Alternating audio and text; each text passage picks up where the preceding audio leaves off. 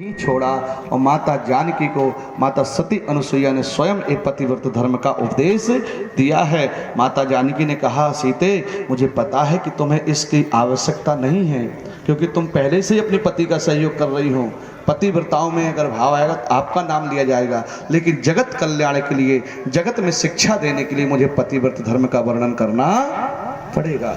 ऐसा हो, बोले बूढ़ा हो, रोगी हो, जड़ हो यानी कि मूर्ख हो, धनहीन हो, अंधा हो, बहरा हो, क्रोधी हो और अति दीन यानी कि बहुत सीधापन होना, अगर ऐसा भी है तो भी महाराज पति त्यागने योग्य नहीं है।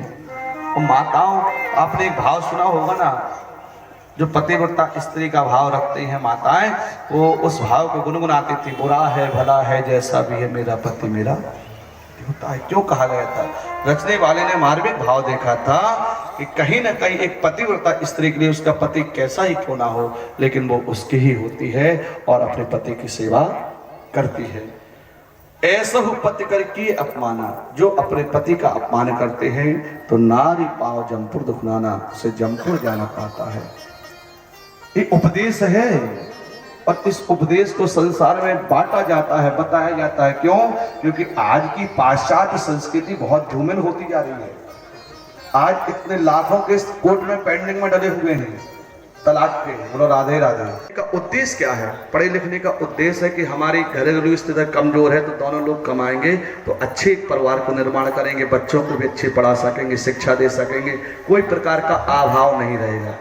लेकिन आज हो क्या रहा है? बोले जब लड़का पढ़ता है, लड़की पढ़ती है, पढ़ करके दोनों जॉब करने लग जाते हैं तो फिर एक अभिमान जागृत हो जाता है। बोले क्या? बोले मैं भी कमाती हूँ।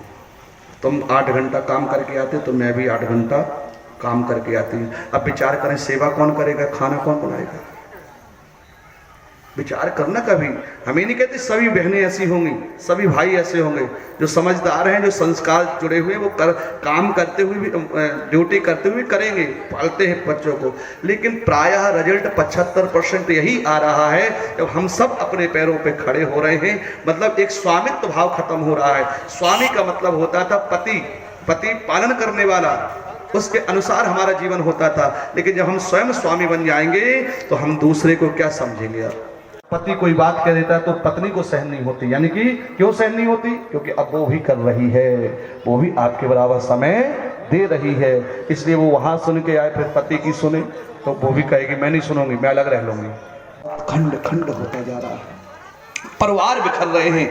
हम ये नहीं कह रहे कि सबके साथ ऐसा हो रहा है। कुछ लोग तो हम पे ऐसा भी बोल सकते हैं कि महाराज इसका मतलब आप शिक्षा के विरोधी, को कोई अपने कमाए ही ना, कोई पैसा। हम ये नहीं कह रहे, कमाइए, धन जरूरत है, लेकिन धन से ही सब कुछ चलने वाला नहीं है।